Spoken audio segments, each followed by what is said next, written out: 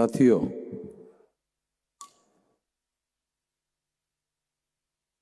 ये जो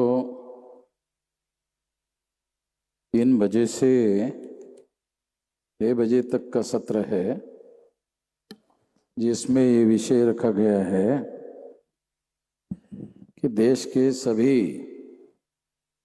सरकारी विभागों में आउटसोर्सिंग के द्वारा लोगों को भर्ती करना और एससी, एसटी, ओबीसी और माइनॉरिटीज़ को प्रतिनिधित्व से वंचित करना ये ब्राह्मणों का षड्यंत्र है, एक गंभीर चिंतन।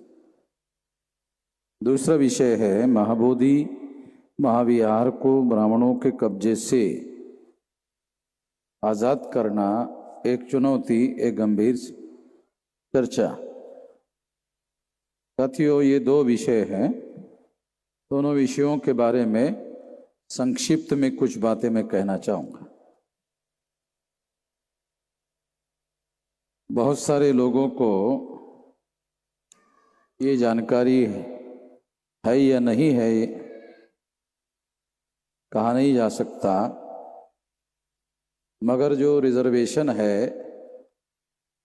वो रिप्रेजेंटेशन है, और जो रिप्रेजेंटेशन है वो फंडामेंटल राइट है। तो ये कोई सामान्य बात नहीं है। जो प्रतिनिधित्व है वो लोकतंत्र में हिस्सेदारी का मामला है, और हिस्सेदारी एक जिम्मेदारी का काम है। इस दृष्टि से कि प्रतिनिधित्व करने का काम करना है, तो प्रतिनिधित्व करने का काम करना जिम्मेदारी का काम है। दूसरा, इसका जो पहलू है प्रतिनिधित्व का, वो आपको इसके द्वारा नौकरी भी मिलती है। इसके द्वारा नौकरी मिलने से आपके आर्थिक रिसोर्सेस में परिवर्तन आता है। आपके जीवन में आर्थिक रिसोर्सेस आने की वजह से बड़ा बदलाव आना शुरू हो जाता है, और आने वाले समय में आपके बच्चों पर और आपके बच्चों के फ्यूचर पर इसका असर पड़ना शुरू हो जाता है। इतना सारा मामला है। केवल रिजर्वेशन का मामला नहीं है, केवल नौकरी का मामला नहीं है, इतना ये मुद्दा है। अब यहाँ पर आउटसोर्सिंग शब्द का उपयोग किया गया है। आउटसोर्सिंग का मतलब क्या है? आउटसोर्सिंग का मतलब ये है कि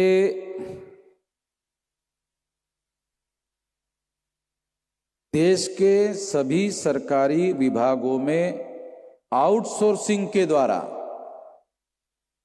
एक तरीका है रिजर्वेशन के द्वारा, और एक तरीका है आउटसोर्सिंग के द्वारा।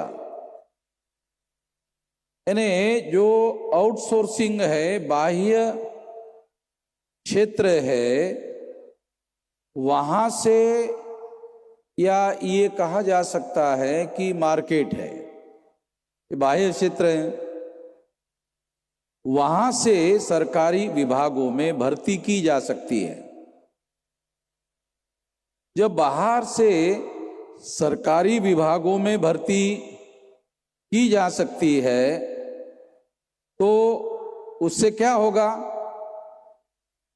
उससे रिजर्वेशन के बजाय आउटसोर्सिंग से करने से रिजर्वेशन की फुलफिलमेंट करने की जिम्मेदारी समाप्त हो जाती है। यानी रिजर्वेशन को बाईपास करने का आउटसोर्सिंग तरीका है। तो सामान्य बात नहीं है। और रिजर्वेशन इम्प्लीमेंटेशन करने की प्रक्रिया जब बहुत ज़्यादा तेजी से शुरू हो गई, अगर इसी बात को समझना है तो अगर 1950 को संविधान लागू हुआ और रिजर्वेशन लागू हुआ, तो 50 से 60 के दरमियान हमारे लोगों में भर्ती करने के लिए बहुत सारे एजुकेटेड लोग थे ही नहीं। मगर यही बात 70 और 80 के दशक में नहीं कही जा सकती, यही बात 80 और 90 के दशक में नहीं कही जा सकती, यही बात 90 और 2000 के दशक में नहीं कही जा सकती। तो इसलिए जैसे जैसे इसकी स्पीडी इम्प्लीमेंटेशन शुरू हुआ, तब जाकर के रिजर्वेशन को बाईपास करने का तरीका ढूंढना पड़ा और इसके लिए आउटसोर्सिंग का तरीका डेवलप किया गया। तो इस तरह से आउटसोर्सिंग का जो तरीका है, ये एक प्रकार से प्रतिनिधित्व, क्योंकि रिजर्वेशन केवल रिजर्वेशन नहीं है, रिजर्वेशन रिप्रेजेंटेशन है, और रिप्रेजेंटेशन का मतलब है दुनिया की कोई भी डेमोक्रेसी बगैर रिप्रेजेंटेशन के नहीं होती है।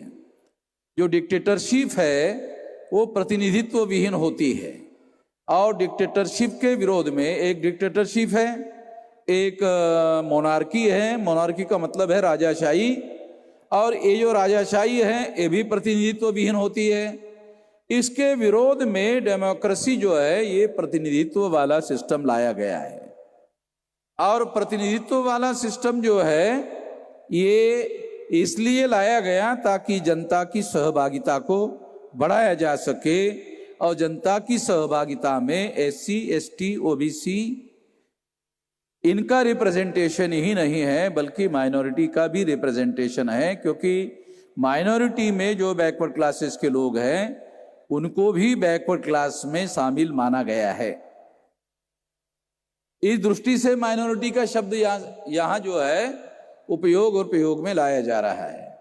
अन्यथा केवल माइनॉरिटीज के लिए रिजर्वेशन लागू नहीं है, मगर माइनॉरिटीज में जो बैकवर्ड क्लासेस के लोग हैं उनके लिए रिजर्वेशन लागू है। ये बात हम लोगों को ठीक तरीके से जानने की और समझने की जरूरत है। तो ये जो मामला है ये आउटसोर्सिंग के द्वारा भर्ती करना, ये प्रतिनिधित्व के अधिकार से वंचित करने का मामला है, और इसके पीछे षड्यंत्रकारी सोच है, षड्यंत्रकारी विचार है। तो जो लोग डेमोक्रेसी को लाना तो चाहते हैं, डेमोक्रेसी को, क्योंकि दुनिया में डेमोक्रेसी है, तो आजादी का आंदोलन अंग्रेजों के विरोध में जब ब्राह्मणों ने चलाया, तो अमेरिका के लोगों ने इंग्लैंड के विरोध में, अमेरिका के लोगों ने इंग्लैंड के विरोध में भारत के आजादी के आंदोलन का समर्थन किया। अमेरिका ने इंग्लैंड के विरोध में भारत के आजादी के आंदोलन का समर्थन क्यों किया? क्योंकि जब तक भारत इंग्लैंड के नियंत्रण में है वो ताकत अमेरिका से भारी पड़ती थी। तो अमेरिका ने इंटरनेशनल पॉलिटिक्स को ध्यान में रखते हुए अगर भारत इंग्लैंड के नियंत्रण से मुक्त हो जाता है तो इंग्लैंड राजनीतिक रूप से कमजोर हो जाएगा। अगर इंग्लैंड राजनीतिक रूप से कमजोर हो गया तो जागतिक राजनीति में इंग्लैंड के बजाय अमेरिका सामने आ जाएगा। ऐसे ही हुआ। इंग्लैंड का परास्त होने के बाद में इंटरनेशनल पॉलिटिक्स में इंग्लैंड के बजाय अमेरिका हावी हो गया। तो आप देखेंगे यूनाइटेड नेशंस ऑर्गेनाइजेशन बनाने में अमेरिका ने पहल की, और ये पहल करने के पीछे भी इंग्लैंड का प्रभाव कम करना मकसद था। और फिर आज के तारीख में जो यूनाइटेड नेशंस ऑर्गेनाइजेशन है उसमें 50% से ज़्यादा खर्चा अकेले अमेरिका करता है। तो स्वाभाविक है यूनाइटेड नेशंस ऑर्गेनाइजेशन इसका खर्चा 50% अकेले अमेरिका करता है, तो यूनाइटेड नेशंस ऑर्गेनाइजेशन का जो बजट है उस बजट में अमेरिका 50% जो है डोनेशन देता है। तो वो डोनेशन देने से बड़ा दानी शो करना चाहता है, मगर वो दान करने के मकसद से नहीं है, जागतिक राजनीति में अपना प्रभाव निर्माण करने के मकसद से ऐसा करना चाहता है और इसमें अमेरिका कामयाब हुआ है ऐसा हम लोग कह सकते हैं, क्योंकि अमेरिका का वर्चस्व 1950 के बाद ही आगे बढ़ा। दूसरा विषय है महाबोधि महाविहार को ब्राह्मणों के कब्जे से आजाद करना एक चुनौती। अब ये जो महाबोधि महाविहार है इस पर ब्राह्मणों का कब्जा है। वो जो कमेटी है वो कमेटी ब्राह्मणों के कब्जे में है, नियंत्रण में है। वैसे देखा जाए तो कानून के अनुसार, संविधान के अनुसार, इक्वलिटी बिफोर लॉ के अनुसार, freedom of speech and freedom of expression के फंडामेंटल राइट के अनुसार बौद्ध जो मंदिर है या बौद्ध विहार है उस पर बौद्ध लोगों का व्यवस्थापन होना चाहिए, नियंत्रण होना चाहिए। मगर ब्राह्मणों ने प्लान बनाकर, योजना बनाकर नेहरू के समय से उस तरह का कानून बना के रखा हुआ है। अगर ये कानून बनाकर उन्होंने ऐसा किया हुआ है तो कानून बदलना होगा, कानून बदलना होगा। और कानून बदलने का काम पार्लियामेंट में अगर 2/3 मेजॉरिटी आपके पास नहीं है तो आप कानून नहीं बना सकते, ये दूसरा कानून बनाना पड़ेगा।